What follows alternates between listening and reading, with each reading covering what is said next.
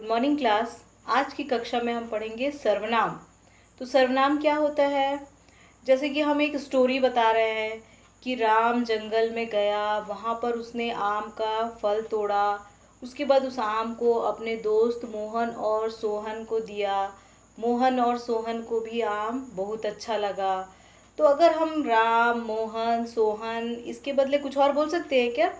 जैसे बार बार उनका नाम ले रहे हैं, राम जंगल गया, राम ने आम तोड़ा, राम ने मोहन और सोहन को दिया, मोहन और सोहन को आम बहुत अच्छा लगा।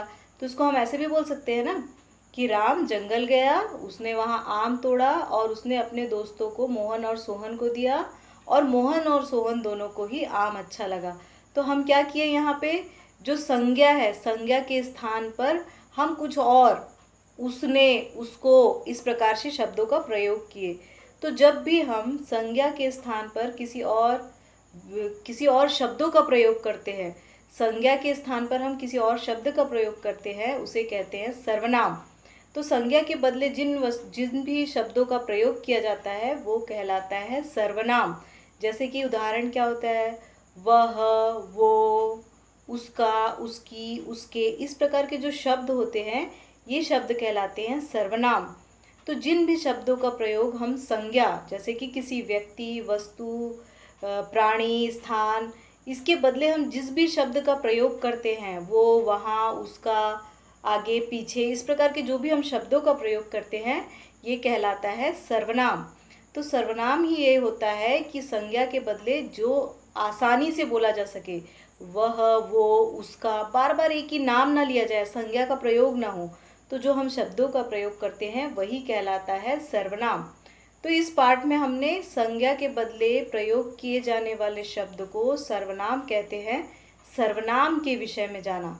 और सर्वनाम शब्द के उदाहरण क्या है, वह, वो, वहाँ, उसका, इस प्रकार के जो शब्द होते हैं ये शब्द कहलाते हैं सर्वनाम। तो सर्वनाम में इतना ही है कि संज्ञा के स्थान पे जिस भी शब्द का प्रयोग होता है वो होता है सर्वनाम। तो इस पाठ में हमने इतना पढ़ा। इसके अभ्यास जो है आपको पीडीएफ फाइल में उपलब्ध हो जाएंगे। इसके बाद हम जानेंगे सर्वनाम के भेद। तो सर्वनाम क्या था, जो संज्ञा के बदले प्रयोग किया जाता था। और सर्वनाम के जो भेद होते हैं उसके विषय में पढ़ेंगे। तो सर्वनाम के कितने भेद होते हैं? सर्वनाम के 6 भेद होते हैं। पुरुषवाचक सर्वनाम, निश्चयवाचक सर्वनाम, अनिश्चयवाचक सर्वनाम, प्रश्नवाचक सर्वनाम, संबंधवाचक सर्वनाम, और अंत होता है निजवाचक सर्वनाम। 6 भेद होते हैं: पुरुष, निश्चय, अनिश्चय, प्रश्न, संबंध और निजवाचक। ये 6 भेद होते हैं सर्वनाम के। तो पुरुषवाचक सर्वनाम क्या होता है? जो सर्वनाम बोलने वाले, सुनने वाले और अन्य व्यक्तियों के लिए प्रयोग किया जाता है, जो बोल रहा है और सामने खड़ा हुआ जो सुन रहा है और जिसके बारे में कहा जा रहा है, इसके विषय में जो बताता है वो कहलाता है पुरुषवाचक सर्वनाम। तो इसके क्या क्या हो सकता है? मैं, तुम और वह, मतलब अपने बारे में, सामने वाले के बारे में और किसी अन्य के बारे में बात कर रहे हैं। जो आप और हम जो है, जैसे कि मैं और तुम क्या है, किसी और के बारे में बात कर रहे हैं, तो ये कहलाता है पुरुषवाचक सर्वनाम। उसके बाद है निश्चयवाचक सर्वनाम। जैसा कि शब्द से ही स्पष्ट हो रहा है, निश्चय। निश्चय क्या होगा? जिस सर्वनाम में किसी निश्चित व्यक्ति या वस्तु के बारे में कहा जा रहा है, उस व्यक्ति या वस्तु के बारे में पता है हमको, निश्चित है, फिक्स है, जिसके बारे में बात किया जा रहा है वो होता है निश्चयवाचक सर्वनाम। जैसे कि हम बता रहे हैं यह, वह, इसका, उसने, मतलब फिक्स है कि हम किसके बारे में बोल रहे हैं, तो ये होगा निश्चितवाचक। उसी प्रकार इसका जस्ट अपोजिट होगा अनिश्चितवाचक। अनिश्चयवाचक में क्या हो जाएगा? फिक्स नहीं है हम किसके बारे में बोल रहे हैं। किस प्रकार से? कोई, किसी, कहीं, और कौन है ये नहीं पता, कोई होगा, कहीं भी होगा, किसी भी प्रकार का होगा, तो वो क्या होता है? अनिश्चित जो होता है वो होता है अनिश्चयवाचक सर्वनाम।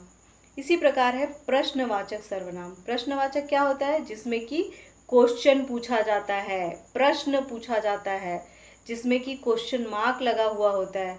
वो कहाँ रहता है, उसका नाम क्या है, हम क्या खाए, इस प्रकार से जो प्रश्न होते हैं, क्या, क्यों, कैसे, कहाँ, कब, इस प्रकार के जो शब्दों का प्रयोग किया जाता है जिस भी वाक्य में, वो कहलाते हैं प्रश्नवाचक वाक्य।